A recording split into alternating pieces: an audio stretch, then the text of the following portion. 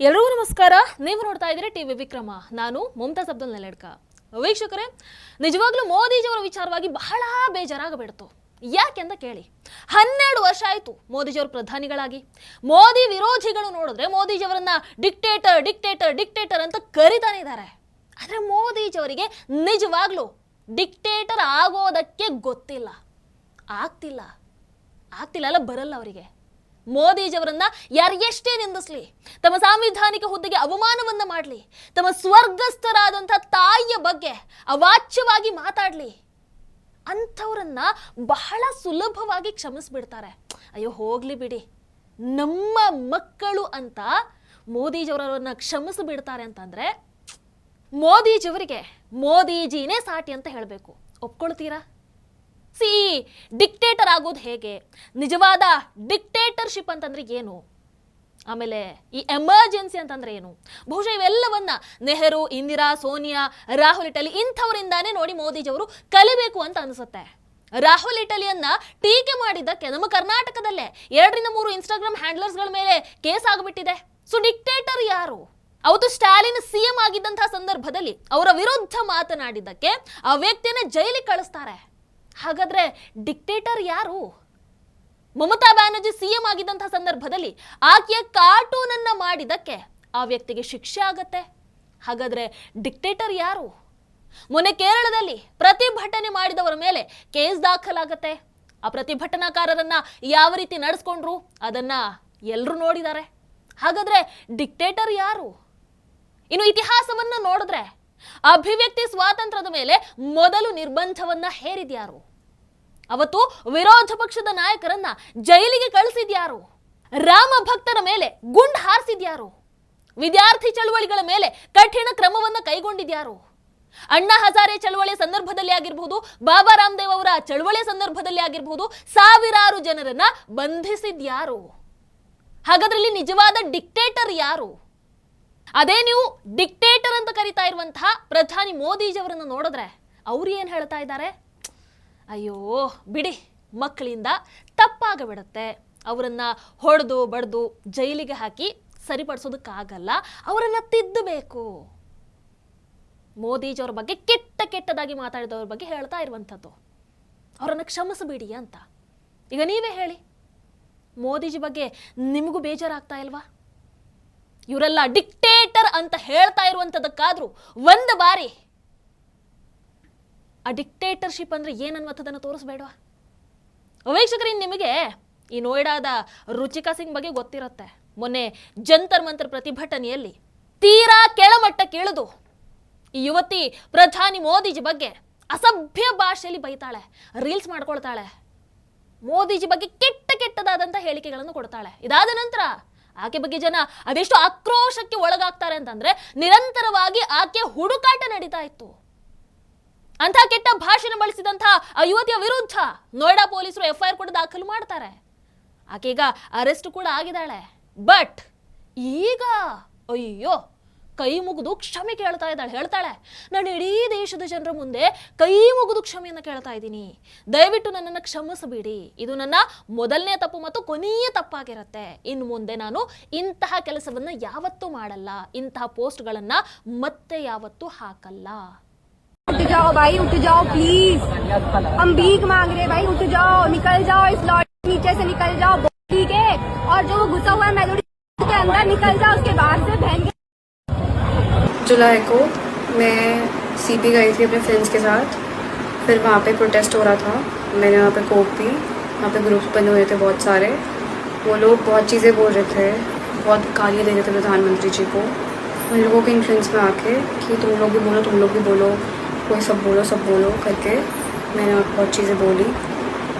मैं भी मात्र 15 साल की हूँ, मैंने जो करा माफ़ी के लायक नहीं था, मैंने बहुत गंदी चीज़ें बोली है, बट ये मेरी पहली और आखिरी गलती होगी. इसके बाद मैं ऐसा कुछ नहीं करूँगी और ना ही वो चीज़ मैंने कभी पोस्ट की थी. मैं पूरे देश से माफ़ी मांगती हूँ. मैं इतनी शर्मिंदा हूँ, मैं अपनी नज़र भी नहीं उठा पा रही हूँ. मैं सबसे माफ़ी मांग रही हूँ, मुझे प्लीज़ माफ़ कर दीजिए, प्लीज़. ಇದನ್ನ ಕೆಟ್ಟ ಮೇಲೆ ಬುದ್ಧಿ ಬಂತು ಅಂತ ಹೇಳ್ಬಹುದಾ? ಬಟ್ ದೇಶದ ಜನತೆ ಹೇಳ್ತಾ ಇದ್ದಾರೆ ಈಕೆಯ ಕ್ಷಮೆ ನಮಗೆ ಒಪ್ಪಿಗೆ ಇಲ್ಲ, ಈಕೆ ಸಾರಿ ಅವಶ್ಯಕತೆ ನಮಗೆ ಇಲ್ಲ, ಆಕೆಗೆ ಶಿಕ್ಷೆ ಆಗಬೇಕು ಅಂತ. ಆಮೇಲೆ ಬಹಳ ಶಾಕಿಂಗ್ ಅನ್ಸಿದ್ದು ಆಕೆಗೆ 15 ವರ್ಷ ಅಂತೆ. ನನಗೆ ಅರ್ಥನೇ ಆಗದೆ ಇರುವಂತಹ ವಿಚಾರ, 15 ವರ್ಷ ಅಂತಂದ್ರೆ ಏನೊಂದು 10th ಸ್ಟ್ಯಾಂಡರ್ಡ್ ಅಲ್ಲಿ ಇರ್ತಾಳ? ಹಾಗಾದ್ರೆ ಆ 10th ಸ್ಟ್ಯಾಂಡರ್ಡ್ ಯುವತಿಗೂ ಈ ನೀಟ್ ಪ್ರತಿಭಟನೆಗೂ ಏನ್ ಸಂಬಂಧ ಆಯ್ತು? ಆಕೆ ಅಲ್ಲಿಂದ ಆ ನೋಯ್ಡಾದಿಂದ ದೆಹಲಿಗೆ ಬಂದು ಮೋದಿಜಿಯವರಿಗೆ ಬೈಯೋದ್ರ ಹಿಂದೆ ಏನ್ ಕಾರಣ ಇತ್ತು? ಯಾರ ಕೈವಾಡ ಇತ್ತು?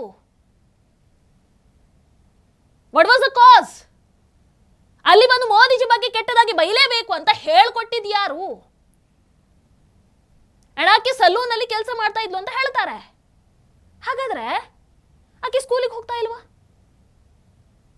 ಇನ್ನು ಸಲೂನ್ ಓನರ್ ನೋಡಿದ್ರೆ ಅವ್ರು ಹೇಳ್ತಾರೆ ಆಕೆ ಜೊತೆ ಆಧಾರ್ ಕಾರ್ಡ್ ಅನ್ನ ಕೇಳಿದ್ರೆ ಆಕೆ ಕೊಡ್ತಾನೆ ಇರ್ಲಿಲ್ವಂತೆ. ಯಾಕೆ ಕೊಡ್ತಾ ಇರ್ಲಿಲ್ಲ? ಏನ್ ಮುಚ್ಚಿಡೋದಕ್ಕೆ ಹೊರಟಿದ್ಲು?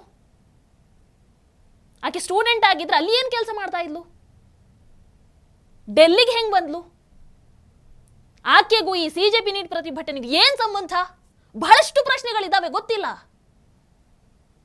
ಆಮೇಲೆ ಇನ್ನೂ ಬಹಳ ಆಶ್ಚರ್ಯ ಅಂತ ಅನ್ಸಿದೇನು ಅಂತಂದ್ರೆ, ಈಕೆ ಅರೆಸ್ಟ್ ಆದ ಕೂಡಲೇ ಅಯ್ಯೋ ಕೆಲವು ಈ ಸೋಕಾಲ್ಡ್ ನಾಯಕರು ಈ ಯುವತಿಯ ಪರವಾಗಿ ನಿಂತ್ಕೊಳ್ಳೋದಕ್ಕೆ ಬರ್ತಾರೆ.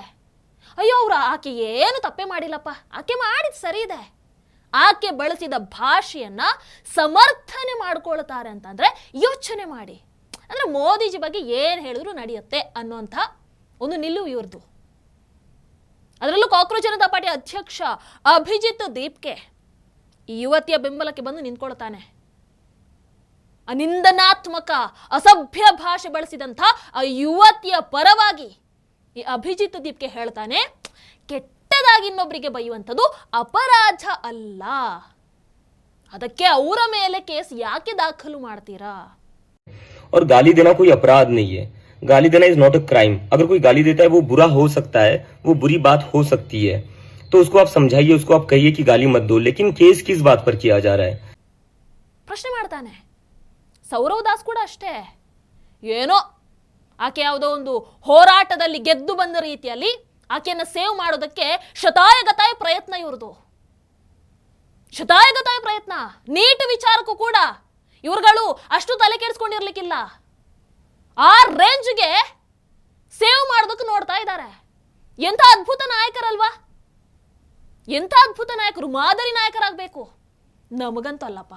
ಒಂದು ಕಡೆ ಇಂತಹ ಯುವತಿಯ ಪರವಾಗಿ ಈ ಸೋಕಾಲ್ಡ್ ಲೀಡರ್ಗಳು ಬಂದು ನಿಂತ್ಕೊಳ್ತಾರೆ, ಮತ್ತೊಂದು ಕಡೆ ಅವರೇ ಸ್ವತಃ ಪ್ರಧಾನಿ ಮೋದಿಜಿಯವರನ್ನ ಪದೇ ಪದೇ ಅವಮಾನಿಸ್ತಾರೆ. ಅವರ ಬಗ್ಗೆ ವ್ಯಂಗ್ಯವಾಗಿ ಮಾತಾಡುವಂಥದ್ದೇನು, ಮೋದಿಜಿಯವರ ಹೆಸರನ್ನೇ ಬಳಸಿ ಅವಮಾನ ಮಾಡುವಂಥದ್ದೇನು, ಅವರ ಫ್ರೆಂಡ್ಸ್ ಅಂತ ಹೇಳ್ತಾರಲ್ವಾ ಅದನ್ನು ಇವ್ರುಗಳು ಇಮಿಟೇಟ್ ಮಾಡಿ ಹೀಯಾಳಿಸುವಂಥದ್ದೇನು, ಮೋದಿಜಿಯವರ ವಿಡಿಯೋಗಳಿಗೆ ಹೋಗಿ ಬೇಕಾಬಿಟ್ಟಿ ಕಮೆಂಟ್ಸ್ ಮಾಡುವಂಥದ್ದೇನು, Modiji skin is brighter than India's future ಅಂತ ಹೇಳ್ತಾರೆ. ಅಂದರೆ ದೇಶದ ಭವಿಷ್ಯಕ್ಕಿಂತ ಮೋದಿಜಿಯವರ ಚರ್ಮನೆ ಹೆಚ್ಚು ಹೊಳಿತಾ ಇದೆ ಅನ್ನೋ ರೀತಿ ಏನೆಲ್ಲ ಕಮೆಂಟ್ ಹಾಕ್ತಾರೆ. ಸೌರವ್ ದಾಸ್ ನೋಡಿದ್ರೆ ಮೋದಿಜಿಯವರ ನೀನು ದೇವ್ರ ಅಂತ ಕೇಳ್ತಾನೆ. ಅಂದ್ರೆ ಈ ಕೆಟ್ಟದಾಗಿ ಮಾತನಾಡಿದ್ರಲ್ವಾ ಅವರನ್ನ ಸಮರ್ಥನೆ ಮಾಡ್ಕೊಳ್ಳೋದು, ಮೋದಿಜಿಯವರೇನು ದೇವ್ರ ಅಂತ ಕೇಳ್ಕೊಂಡು. ನನಗೆ ನಿಜವಾಗ್ಲೂ ಅರ್ಥ ಆಗ್ತಾ ಇಲ್ಲ ನಮ್ಮ ದೇಶದ ಜನರಿಗೆ ಅಥವಾ ನಮ್ಮ ದೇಶದ ಯುವ ಶಕ್ತಿಗೆ. ಇಂತಹ ನಾಯಕರು ಕೂಲ್ ಅನ್ನಿಸ್ತಾರ? ಇಂತಹ ನಾಯಕರು ಬೋಲ್ಡ್ ಅನ್ನಿಸ್ತಾರ? ಇಂತಹ ನಾಯಕರಿಗೆ ಫ್ಯಾನ್ಸ್ ಆಗ್ತಾರ? ಇಂತಹ ನಾಯಕರಿಗೆ ಸಪೋರ್ಟ್ ಮಾಡ್ತಾರ? ಫಸ್ಟ್ ಆಫ್ ಆಲ್ ಇವ್ರ ನಾಯಕರ ಬಟ್ ಮೋದಿಜಿ ಈ ಸಿಜೆಪಿ ನಾಯಕರಿಗಾಗಿರಬಹುದು, ಯಾರೆಲ್ಲ ಮೋದಿಜಿ ಬಗ್ಗೆ ಕೆಟ್ಟದಾಗಿ ಬೈತಾ ಇದ್ರಲ್ವಾ ಅಂಥವರಿಗೆ ನಿಜವಾದ ನಾಯಕತ್ವ ಅಂದ್ರೆ ಏನನ್ನುವಂಥದ್ದನ್ನು ತೋರಿಸ್ಕೊಟ್ಟಿದ್ದಾರೆ ಅಂತ ನನಗನ್ನಿಸ್ತು. ಯಾಕಂದ್ರೆ ಅವರು ನಿನ್ನೆ ರಾತ್ರಿ ಒಂದು ವಿಡಿಯೋವನ್ನು ಪೋಸ್ಟ್ ಮಾಡ್ತಾರೆ. ಅದರಲ್ಲಿ ನಿಜವಾಗ್ಲೂ ಮೋದಿಜಿಯವರು ಮಾತನಾಡಿದ್ದನ್ನ ಕೇಳಿ ನನಗಂತೂ ಕಣ್ಣೀರು ಬಂತು. ನಿಜವಾಗ್ಲೂ ಯಾರಿಗೆ ಆದರೂ ಕಣ್ಣೀರು ಬಂದೇ ಬರುತ್ತೆ. ನೀವು ಒಂದು ಬಾರಿ ಕೇಳಿಸ್ಕೊಂಡು ಬನ್ನಿ. हाय फ्रेंड्स, आज तो मन करता है बस आपसे ही बातें करूं. जंतर मंतर पर जो कुछ भी हुआ देश और दुनिया ने देखा है. कुछ शरारती बच्चों ने भद्दी भद्दी गालियां बोली, किसी भी सभ्य समाज को शोभा न दे ऐसे शब्दों का प्रयोग किया गया. मुझे तो गालियां दी गई, मेरी स्वर्गीय माता को भी गालियां दी गई. न जाने कितना भद्दा स्वरूप था, लेकिन मैं आज बात करना चाहता हूं कि बचपन में गलतियां होती है और बचपन में गलतियों से सुधरने का अवसर भी होता है, और यही तो बचपना है। और इसलिए मैं समाज के अंदर जो आक्रोश है उसको भली भांति समझ सकता हूं। एक कल्चरल शौक है कि हमारी बेटियां इस प्रकार की भाषा कैसे बोल सकती है, लेकिन समय है इन बच्चों को गले लगा करके राह दिखाने का। ये गुमराह बच्चे हैं, उनको राह दिखाना हमारा काम है। उनको सजा देना, अदालतों के चक्कर कटवाना, समाज में उनको प्रताड़ित करना, इससे हम परिस्थितियां नहीं बदल पाएंगे। मैं उन्हें माफ करना चाहता हूं। समाज भी मेरी इस बात को स्वीकार करे। ಮೋದಿಜಿ ಏನ್ ಹೇಳಿದ್ರು ಅನ್ನುವಂಥದ್ದನ್ನ ಚಿಕ್ಕದಾಗಿ ಕನ್ನಡದಲ್ಲಿ ಹೇಳ್ಬಿಡ್ತೀನಿ. ಅವ್ರು ಹಾಯ್ ಫ್ರೆಂಡ್ಸ್ ಅಂತಾನೆ ಆರಂಭ ಮಾಡಿ ಹೇಳ್ತಾರೆ, ಜಂತರ್ ಮಂತರ್ ನಡೆದಿದ್ದನ್ನ ಇಡೀ ದೇಶ ನೋಡಿದೆ, ಇಡೀ ಜಗತ್ತು ನೋಡಿದೆ. ಕೆಲವು ಮಕ್ಕಳಲ್ಲಿ ಬಹಳ ಕೆಟ್ಟ ಪದಗಳಿಂದ ನಿಂದಿಸ್ತಾರೆ, ಅಸಭ್ಯ ಪದಗಳನ್ನು ಬಳಸ್ತಾರೆ. ನನ್ನ ಬಗ್ಗೆ, ನನ್ನ ಸ್ವರ್ಗಸ್ಥರಾಗಿರುವಂಥ ತಾಯಿಯ ಬಗ್ಗೆ ಕೂಡ ಕೆಟ್ಟ ಕೆಟ್ಟ ಶಬ್ದಗಳಿಂದ ನಿಂದಿಸ್ತಾರೆ. ಅದು ಎಷ್ಟು ಕೆಟ್ಟದಾಗಿತ್ತು ಅಂತಂದರೆ ಅದನ್ನು ವರ್ಣಿಸುವುದಕ್ಕೂ ಕೂಡ ಸಾಧ್ಯ ಇಲ್ಲ. ಆದರೆ ನಾನು ಒಂದೇ ಮಾತು ಹೇಳೋದಕ್ಕೆ ಬಯಸ್ತೀನಿ, ಚಿಕ್ಕವರಿದ್ದಾಗ ಬಾಲ್ಯದಲ್ಲಿ ಎಲ್ಲ ತಪ್ಪಾಗುವಂಥದ್ದು ಸಹಜ. ಆದರೆ ಆ ತಪ್ಪುಗಳನ್ನು ತಿದ್ದಿಕೊಳ್ಳುವಂಥ ಅವಕಾಶವನ್ನು ಕೊಡಬೇಕು. ಸಮಾಜದ ಆಕ್ರೋಶ ನನಗೆ ಅರ್ಥ ಆಗತ್ತೆ, ಆದರೆ ಈ ಮಕ್ಕಳಿಗೆ ಶಿಕ್ಷೆಯನ್ನು ಕೊಡೋದಕ್ಕಿಂತ ಸರಿಯಾದ ದಾರಿ ತೋರಿಸುವಂಥದ್ದು ನಮ್ಮ ಕರ್ತವ್ಯ. ಇವರು ದಾರಿ ತಪ್ಪಿದ ಮಕ್ಕಳು, ಅವರನ್ನು ಪ್ರೀತಿಯಿಂದ ತಿದ್ದಬೇಕು. ನಾನವರನ್ನು ಕ್ಷಮಿಸ್ತೀನಿ. ಏನು ಹೇಳಿ? ನಾನವರನ್ನು ಕ್ಷಮಿಸ್ತೀನಿ. ಸಮಾಜ ಕೂಡ ಅವರಿಗೆ ಇನ್ನೊಂದು ಅವಕಾಶವನ್ನು ಕೊಡಬೇಕು ಅಂತ ಕೇಳ್ಕೊಳ್ತೀನಿ. ಮಕ್ಕಳೇ ಅಂತ ಹೇಳ್ತಾರೆ. ತಪ್ಪುಗಳಿಂದ ಪಾಠವನ್ನು ಕಲಿರಿ, ದೇಶದ ಅಭಿವೃದ್ಧಿಗೆ ಕೈಯನ್ನು ಜೋಡಿಸಿ, ನಿಮ್ಮ ಭವಿಷ್ಯವನ್ನು ಉಜ್ವಲವಾಗಿಸ್ಕೊಳ್ಳಿ. ಧನ್ಯವಾದ ಅಂತ ಹೇಳಿ ಮುಗಿಸ್ತಾರೆ. ಒಂದು ಬಾರಿ ಮೋದಿಜಿಯವ್ರ ಬಗ್ಗೆ ಯಾರ್ಯಾರು ಏನೇನು ಹೇಳಿದ್ರು ಅನ್ನುವಂಥದ್ದನ್ನು ಒಂದು ಬಾರಿ ಯೋಚನೆ ಮಾಡಿ ನೋಡಿ. ಮೋದಿಜಿಯವರು ನೋಡಿದ್ರೆ ಪರವಾಗಿಲ್ಲ, ನಮ್ಮ ಮಕ್ಕಳು, ಕ್ಷಮಿಸ್ತೀನಿ ಅಂತ ಹೇಳ್ತಾ ಇದ್ದಾರೆ.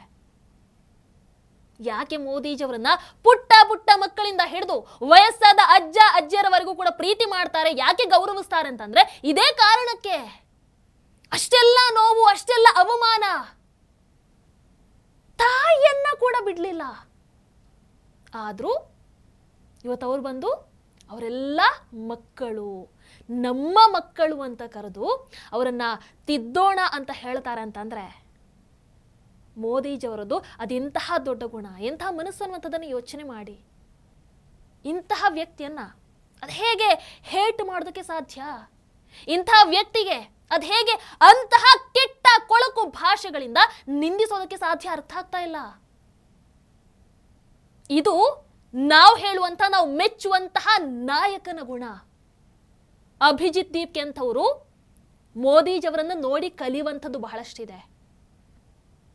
ವೀಕ್ಷಕರ, ಮತ್ತೊಂದು ಕಡೆ ಈ ಅಭಿಜಿತ್ ದೀಪ್ಗೆ ಈಗ ಸಂಕಷ್ಟ ಎದುರಾಗಿದೆ ಅಂತಾನೆ ಹೇಳಬಹುದು. ಯಾಕಂದ್ರೆ ಆರ್ಟಿ ಆಕ್ಟಿವಿಸ್ಟ್ ಅಮಿತ್ ತಿವಾರಿ ಅಭಿಜಿತ್ ದೀಪ್ಗೆಯ ತಂದೆಯ ಮೇಲೆ ಕೇಸನ್ನು ದಾಖಲು ಮಾಡಿದ್ದಾರೆ. ಕಾರಣ ಏನು? ಆತನ ತಂದೆಗೆ, ಅಭಿಜಿತ್ ದೀಪ್ಗೆಯ ತಂದೆಗೆ ತಿಂಗಳಿಗೆ 65,000 ಸಂಬಳ ಸಿಗುವಂಥದ್ದಂತೆ. ಹಾಗಾದ್ರೆ ಆ 65,000 ಸಂಬಳದಲ್ಲಿ ಅಭಿಜಿತ್ ದೀಪ್ಗೆ ಅಮೆರಿಕಾದಲ್ಲಿ ಓದಿದ್ ಹೇಗೆ? ಆತನ ಶಿಕ್ಷಣಕ್ಕೆ ಹಣ ಎಲ್ಲಿಂದ ಬಂತು? ಎಲ್ಲವನ್ನ ಹೆಂಗ್ ಮ್ಯಾನೇಜ್ ಮಾಡ್ತಾ ಇದ್ದಾರೆ? ಇಂಥ ಒಂದಷ್ಟು ಪ್ರಶ್ನೆಗಳನ್ನ ಎತ್ತಿ ಅವರ ತಂದೆಯ ವಿರುದ್ಧ ದೂರನ್ನ ದಾಖಲು ಮಾಡಿರುವಂಥದ್ದು. ಇದರ ಜೊತೆಗೆ ಸಿಜೆಪಿ ಫಂಡಿಂಗ್ ವಿಚಾರವಾಗಿ ಚುನಾವಣಾ ಆಯೋಗಕ್ಕೂ ಕೂಡ ಒಂದು ಪ್ರತ್ಯೇಕ ದೂರನ್ನ ದಾಖಲು ಮಾಡಿದ್ದಾರೆ. ಸೊ ನೋಡಬೇಕು ಇದು ಮುಂದೆ ಏನಾಗತ್ತೆ ಅಂತ. ಯಾಕಂದ್ರೆ ಯಾವಾಗಲೂ ಹೇಳೋ ಹಾಗೆ ಕಾನೂನು ಎಲ್ಲರಿಗೂ ಒಂದೇ, ಎಂಥವರೇ ಆಗಲಿ ಫೇಸ್ ಮಾಡಲೇಬೇಕಲ್ವಾ? ಸೊ ಅಭಿಜಿತ್ ದೀಪ್ಗೆ ಫೇಸ್ ಮಾಡಲಿ. ಈಗಾಗಲೇ ಆ ವ್ಯಕ್ತಿಯ ವಿಚಾರವಾಗಿ ಆಗಿರ್ಬೋದು, ಸಿಜೆಪಿ ವಿಚಾರವಾಗಿ ಆಗಿರ್ಬೋದು, ಅಥವಾ ಸಿಜೆಪಿ ನಾಯಕರ ವಿಚಾರವಾಗಿ ಆಗಿರ್ಬೋದು, ಬಹಳಷ್ಟು ಡೌಟ್ಗಳಂತೂ ಇದ್ದಾವೆ. ಈ ಮುಖೇನ ಆದರೂ ಎಲ್ಲದಕ್ಕೂ ಉತ್ತರ ಬರಲಿ, ಉತ್ತರ ಸಿಗಲಿ. ಇದರ ಬಗ್ಗೆ ನಿಮ್ಮ ಅಭಿಪ್ರಾಯನೂ ಕಮೆಂಟ್ ಮಾಡಿ. ನಮಸ್ಕಾರ. ಟಿವಿ ವಿಕ್ರಮ, ದೇಶ ನಿಮ್ಮ ಕೈಯಲ್ಲಿ. ಈ ಕಾರ್ಯಕ್ರಮ ನಿಮಗೆ ಇಷ್ಟ ಆಗಿದ್ದಲ್ಲಿ ಲೈಕ್, ಶೇರ್ ಹಾಗೂ ಕಮೆಂಟ್ ಮಾಡಿ.